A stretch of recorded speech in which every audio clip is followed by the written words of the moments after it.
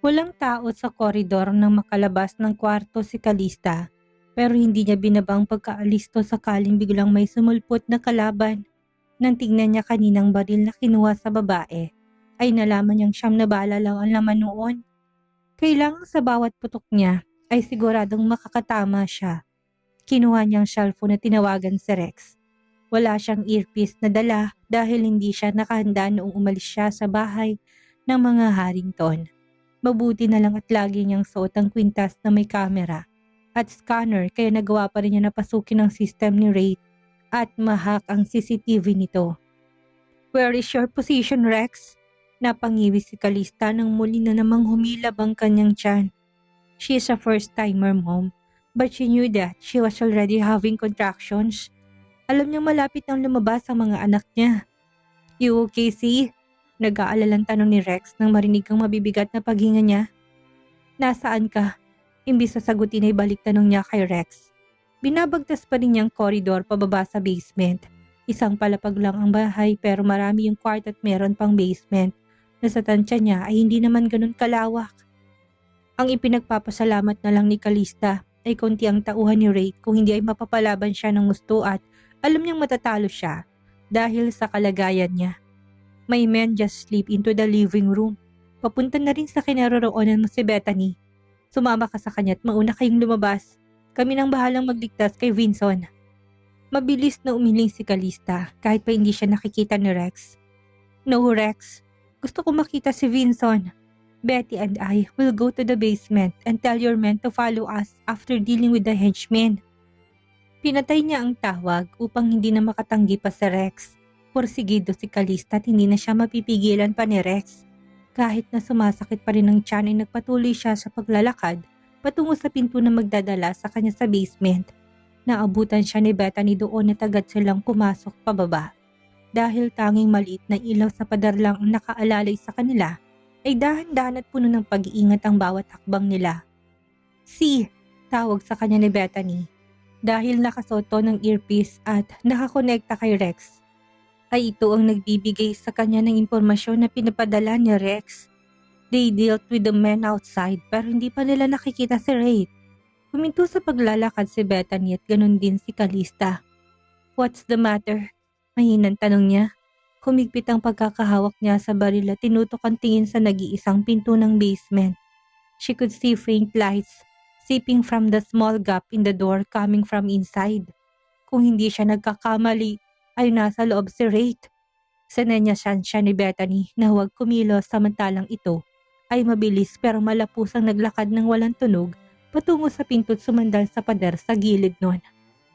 "Boss, the target is here. We need backup."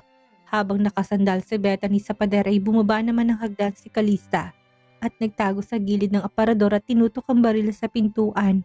Halos 10 metro lang ang layo niya sa kinaroroonan ni Bethany pero dahil blind spot ang pwesto niya ay hindi makikita ni Ray na nandoon siya.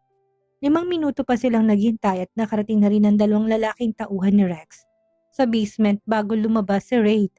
Pagbukas pa lang nito ng pinto ay kaagad itong tinutukan ni Bethany ng baril. Pero nang laban nito, tinadyakan nitong kamay ni Bethany na may hawak na baril saka sinuntok sa sikmurang dalaga. "Shit!" Bethany uttered as she crouched on the ground, in pain. "Get him! Ano pang hinihintay niyo?" May galit sa boses na sigaw niya sa dalawang lalaki na kaagad namang sinunggapan si Wraith na walang nagawa kundi sumuko matapos itong pagpalit-palitang bugbugin ng dalawa bago itinali ang katawan. Sakalang lumabas sa pinagtataguan si Calista upang puntahan sa loob si Vinson. Pero nang makita niya si Wraith ay malakas itong tumawa na parang nasisiraan ng bait. "You think you've won because you subdued me? Well, nagkakamali ka dahil hindi ako mamamatay nang hindi kayo kasama." Muli itong malakhak ng malakas kaya malakas itong hinampas ng kasamahan ni Bethany ng baril sa batok saka ito nawala ng malay. Nang marinig ni Calista ang sinabi ni Ray ay kaagad siyang umalis sa pinagtataguan at dali-daling pumasok sa kwarto ng basement upang hanapin si Vinson. Pero pagpasok niya ay gano'n na lang ang pagkagitla niya at napatigil sa pintuan nang makitang itsura ni Vinson. Nakatali ang katawan nito sa pader na tila. Nag-e-X ang katawan at basag-basag ang mukha. Hindi lang yun. May nakataling bomba sa buong katawan nito bukod sa muka. Vinson! Nanginginig ang boses sa tawag niya. Kahit na patuloy sa pagkirot ang tiyan niya, nilapitan niya si Vinson. Saka muling tinawag ang pangalan nito. Vinson! Ngunit tila nawala ng malay ang lalaki dahil hindi ito sumasagot. His head was hanging down low, but she could see the blood dripping from his faces. Agad namang sumunod sa kanya si Bethany, katulad ni nabigla rin ito sa nakitang kalagayan ni Vinson. Mabilis nitong tinawagan si Rex upang i-report ang sitwasyon. Calista composed herself kahit pa nanginginig ang katawan niya habang pinagmamasdan ng kaawa-awang kalagayan ni Vinson. Pinag-aralan niyang klase ng bomba na ikinabit ni Rage sa katawan nito at nalaman na isa yung IED, pero kinakailangan ng initiator para mag-explode. Pero muling natigilan si Calista habang lalo pang pinag-aaralan ng bomba. Hindi lang yun basta-basta na ginagamitan ng initiator dahil ang initiator ay nakakabit mismo sa katawan ni Vinson, at kung gagalaw ito o kung may ibang taong hawak dito, isasabog ang bomba at madadamay pati ang taong humawak dito. Natutup ni Calista ang labi at lalo pang sumakit ang tiyan. She could feel also that her water would almost break down. Napakapit siya sa pader para kumuha ng support at kagad naman siyang nilapitan ni Bethany. "See, you're bleeding!" Inalalayan siya nito na umupo sa upuan na nandoon. Sa pagkakataong yun ay dumating na si Rex, pati na rin ang kapatid niyang si Frederick. Nandun din si Nator at Via na kaagad na nilapitan na nangihinang si Calista. "Calista!" Frederick held her up and carried her. "We need to take her to the hospital. Hurry! She is about to give birth." Hindi na malay ni Calista ang luhang tumakas sa mga mata niya. "Vinson!" Mahinang anas niya habang bitbit siya ni Frederick. Nawawalan na rin siya ng ulirat pero pilit niyang nilalabanan at nilingon si Vinson. Pero unti-unti nang dumilim ang paningin niya. "Worry about yourself and the baby first, Calista," Frederick scolded her. Mabibilis ang hakbang nito na umakyat sa hagdan ng basement at lumabas. Before Calista could finally leave the basement, she saw Vinson slowly raise his head and look at her, his eyes glistening with tears. Sa awa ng Diyos ay kagad na nadala sa pinakamalapit na ospital si Calista. Habang nasa daan ay panay ang dasal niya na sana maayos lang ang kalagayan ni Vinson. Hindi niya inalalang sariling kalagayan dahil nakafocus ang pag-aalala niya kay Vinson. Those tears in Vinson's eyes were still vivid in her mind, tila mga luha ng pamamaalam. Dahil sa labis sa pag-aalala, ilang beses na muntikang himatayin si Calista at naghihirapan ng mga doktor sa kanya. Dahil sa pagtaas ng presyon ng kanyang dugo, pilit siyang pinapakalma ni Frederick na pinatawag ng doktor sa loob ng delivery room. "Calista, calm down, okay? Nandun ang mga kaibigan mo para masigurong ligtas si Vinson. Could you do that for Vinson? Alam kong nag-aalala ka para sa kanya. Pero paano anak ninyo? You lost so much blood already. Your baby needs you, Calista." Ginagap ni Frederick ang palad niya sa kamarahang pinisil bago hinaplos ang noo niya na may namumuong pawis. Muling pumatak ang luha ni Calista. Ito ang unang beses na umiyak siya dahil siya lalaki. Kung may mangyari man kay Vinson, hindi niya alam kung anong gagawin niya. Masyado na silang maraming pinagdaanan at ayaw niyang mapunta yun sa hindi magandang kalalabasan. Vinson will live and he will see their children. After a while ay tuluyan ng kumalma si Calista. Pero yun ay hinang-hina na siya dahil sa pananakit ng tiyan at pagdurugo.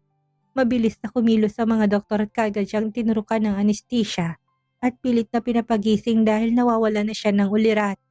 Mabuti na at ang nasa tabi niya ay si Frederick at lagi siyang inaalalayan.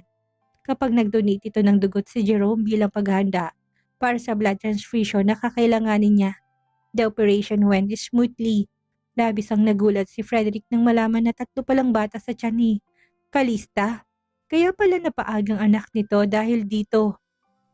Walang sinasabi sa kanilang kapatid kaya ang buong akala niya iisa lang ang anak nito.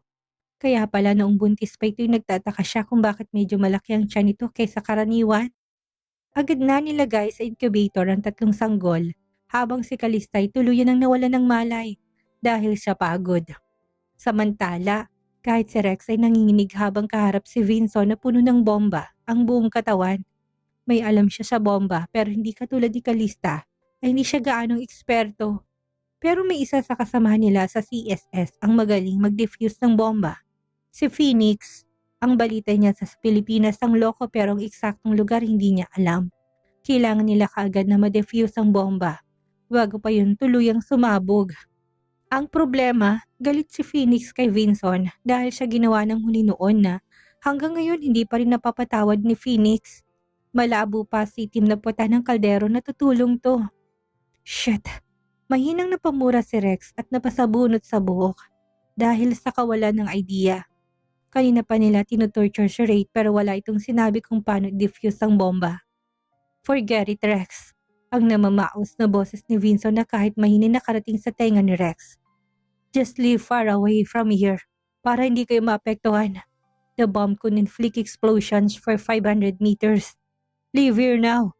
Kung pwede lang galawin ng katawan ni Vinson ay nasuntok na ito ni Rex dahil sa sinabi nito.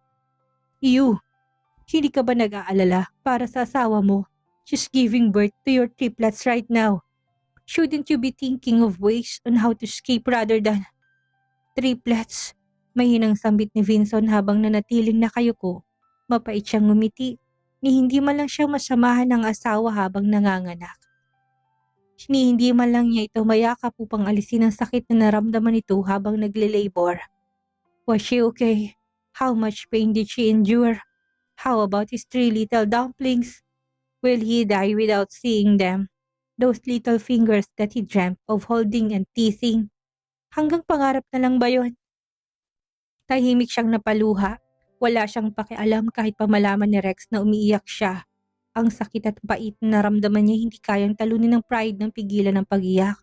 Si Ray na rin mismo nagsabi sa kanya, paulit-ulit na sinasabi sa kanya na walang makakapag-defuse ng bomba. Yes, Vinson, triplets. Kaya maghintay ka lang dyan ng kaunti dahil kaya kitang iligtas.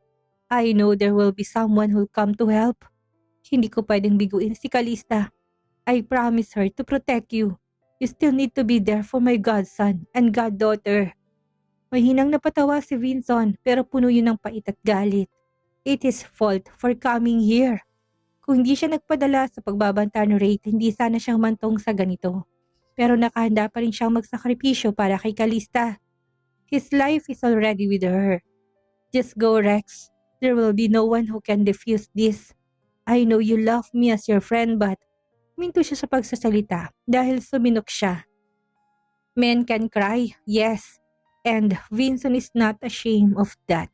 Kung hanggang dito man magtatapos ang buhay niya, ay nagpapasalamat siya dahil may nakilala siyang isang Calista at minsan ay naranasan niyang magmahal at maging masaya.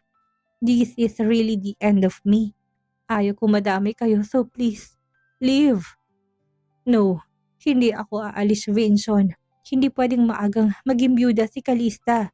O baka gusto mong kunin siya sa'yo ni Delphine. Imbis na sumeryoso'y dinaan ni Rex sa biro ang kabaga kahit na paano, ay gumaan ang mabigat na naramdaman ni Vinson. Isa pa, hindi mo pa nakikita ang mga anak mo. They are beautiful and handsome babies for sure. Ngumiti si Vinson nang marinig ang sinabi ni Rex. He badly needed to see his wife and their children. He wanted to. Kahit nawawala na siya ng pag-asa, ay malakas pa rin ang kagustuhan niya na mabuhay. A few minutes later, noises from above descended and a moment passed before 2 figures emerged from outside. Phoenix, why are you here? Hindi makapaniwalang tanong ni Rex nang makita ang kaibigan. Nilapitan nito ang lalaki at siniguro na ito nga ang nakikita niya. Why else?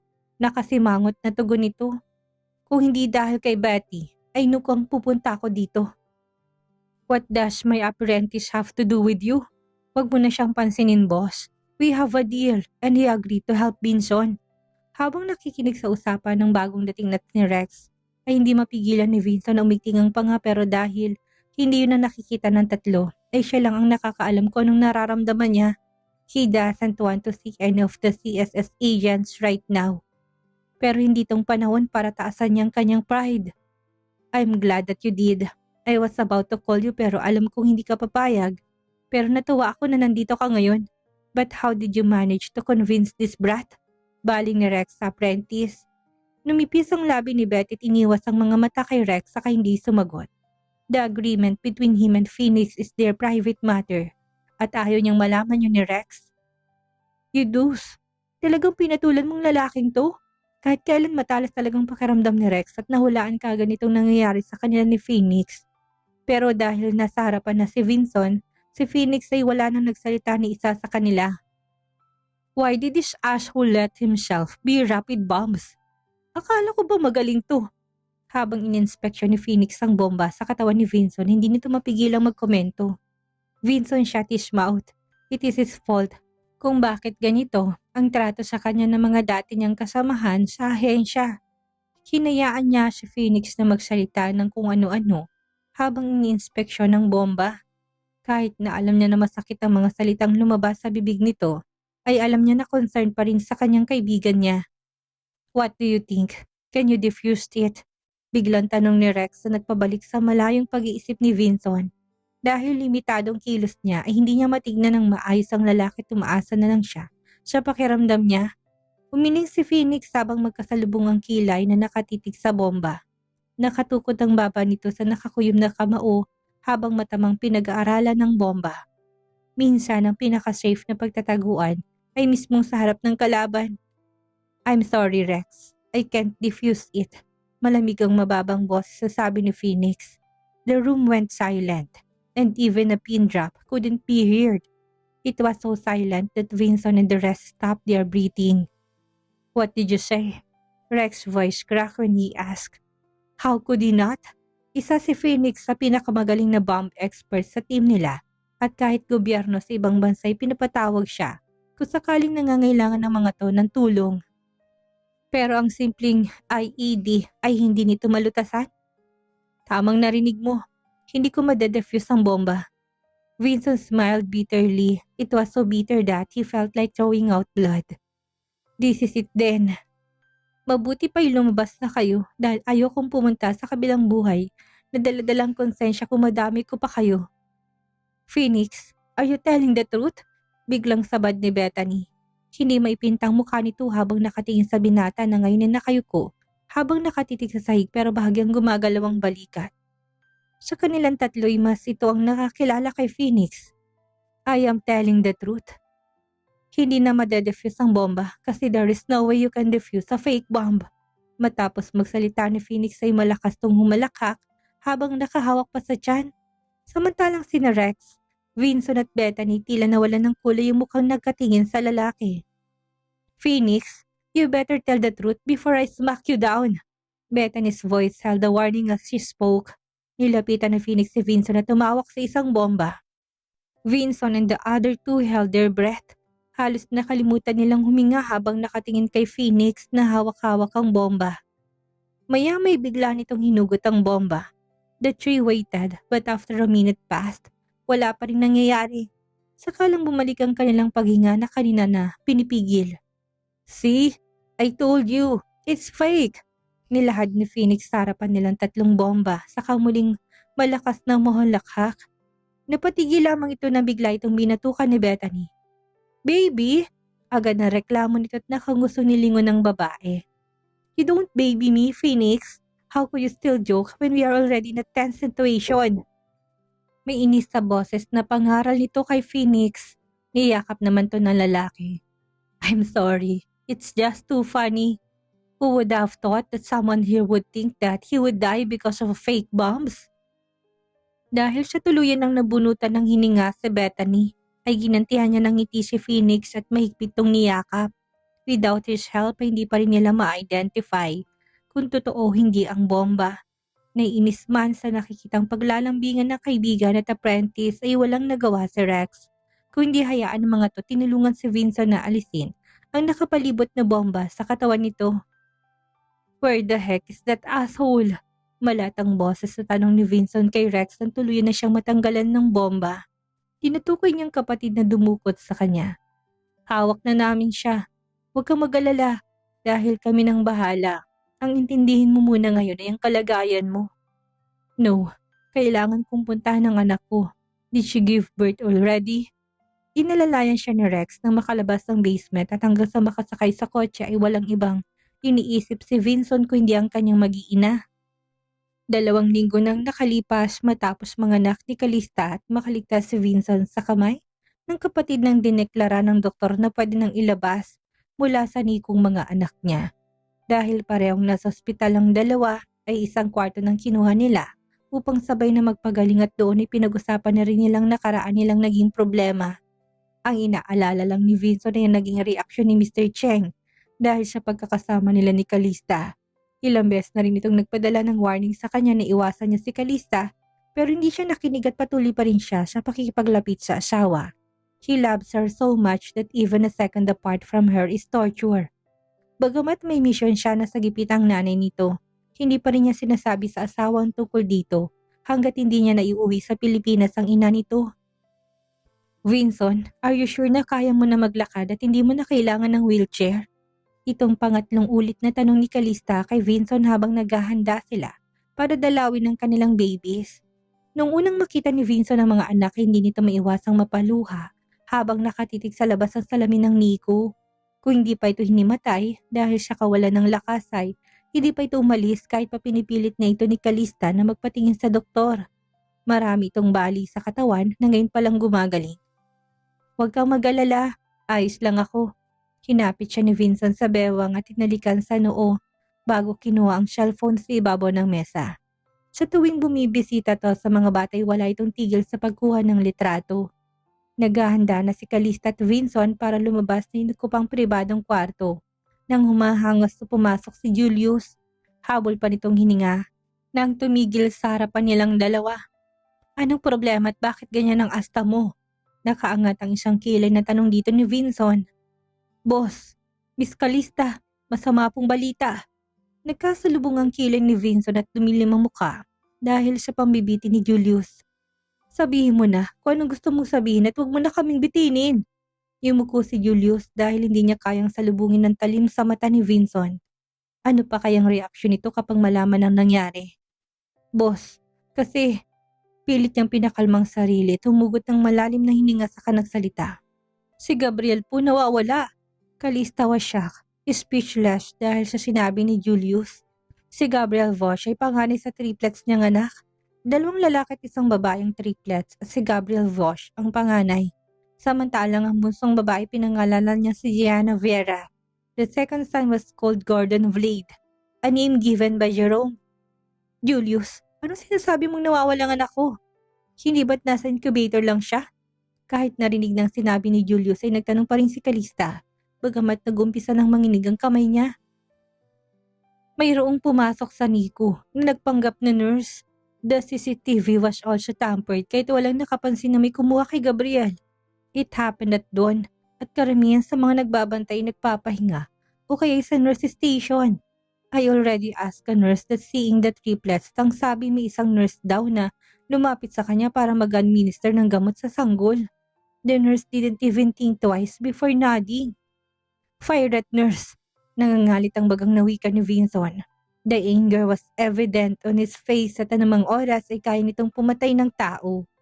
Habang nagpapaliwanag si Julius ay lakatakbong ginawa nila papunta sa Nico.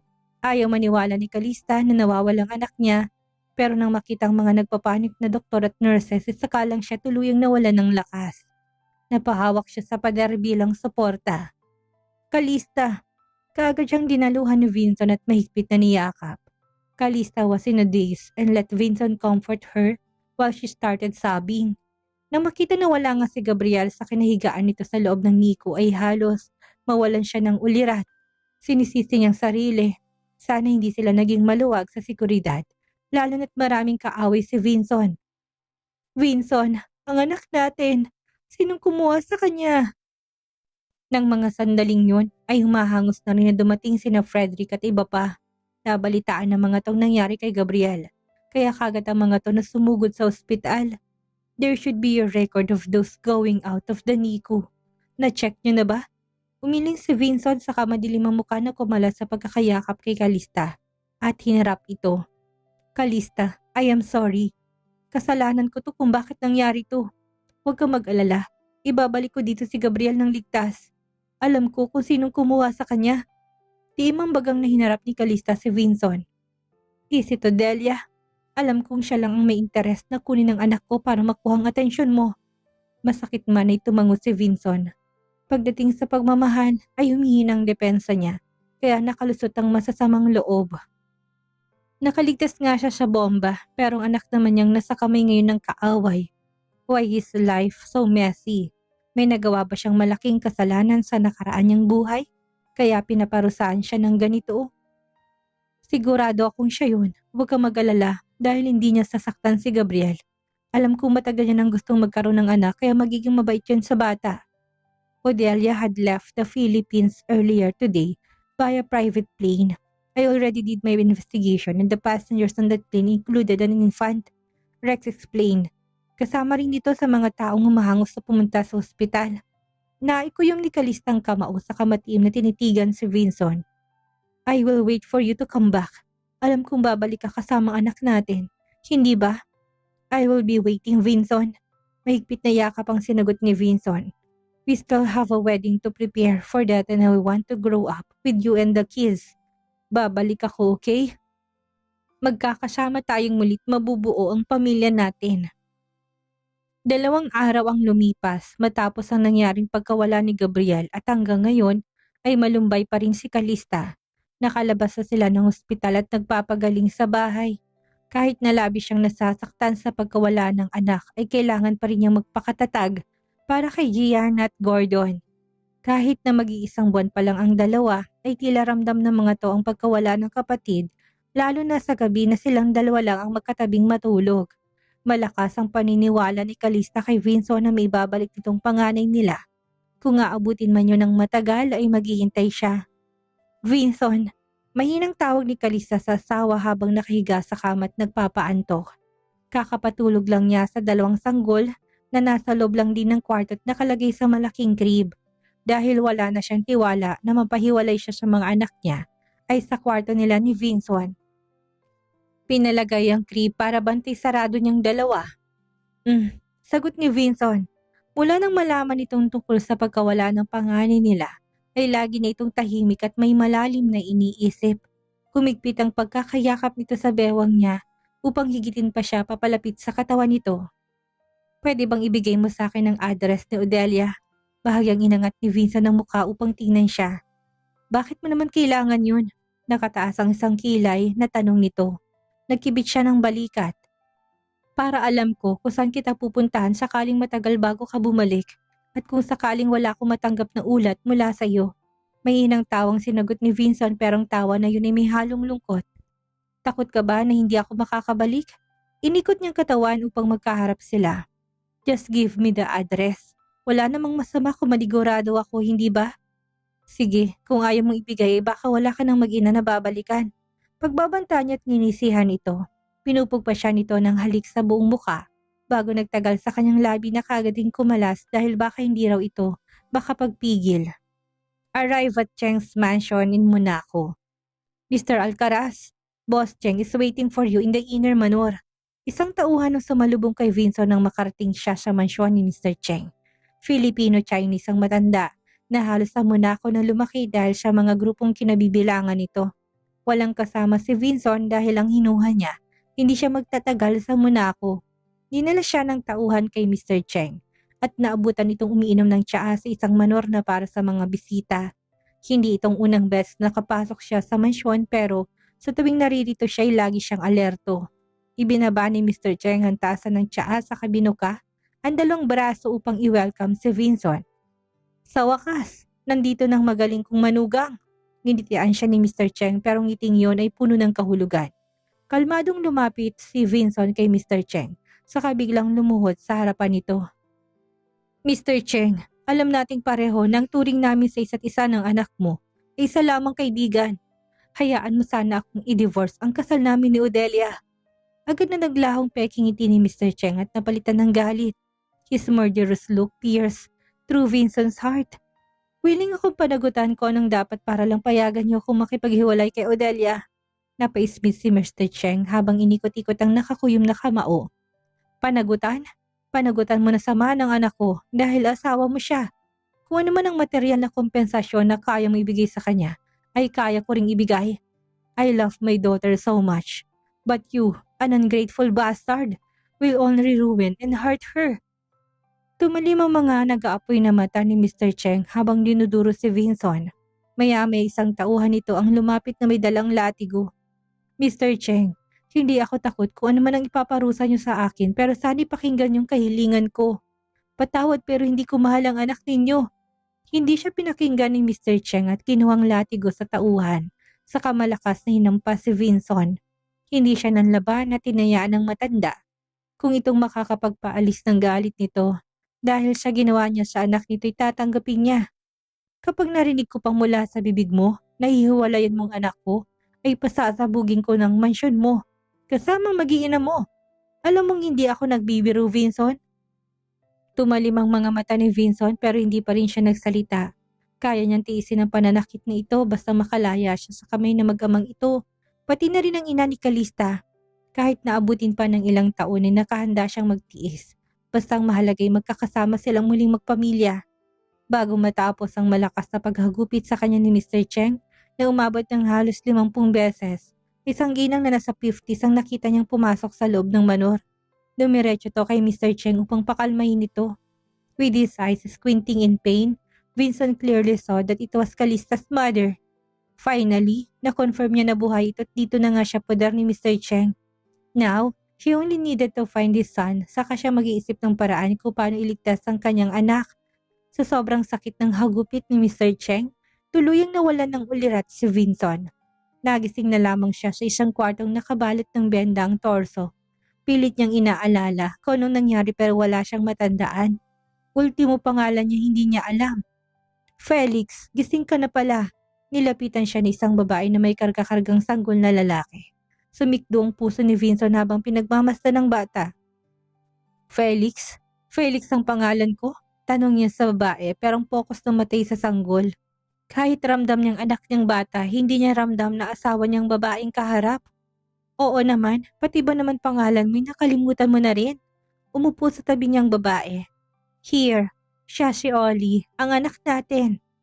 Nang itinabi sa kanya ng babae ang bata, hindi nakaramdam ng kung ano man si Vinson, kundi pagmamahal para sa sanggol.